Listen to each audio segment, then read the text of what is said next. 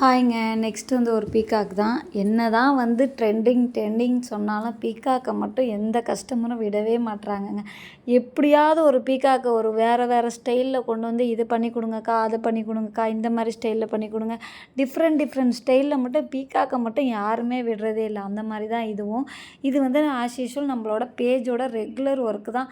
க்ரீனில், ரெட்டில், பிங்க்கில் எல்லாத்துலேயும் பண்ணியாச்சு. கடைசியாக இப்போ பெப்சி ப்ளூலேயும் பண்ணியாச்சு. இது வந்து ஒரு கனகாமர பிங்க் வந்து சாரீங்க. அவ்வளோ ஒரு சூப்பராக இருந்துச்சு. ஒர்க்கை ஃபினிஷ் பண்ணிவிட்டு பார்த்தா ஒரு ஒரு பிங்க்கோட லோடிங் ஆகட்டும், ஹேங்கிங்ஸ் ஆகட்டும், அந்த பிங்க்கு சேர்த்த பீகாக் ஆகட்டும், அவ்வளோ ஒரு எல்கண்டாக சூப்பராக இருந்துச்சுங்க இந்த ஒர்க்கு.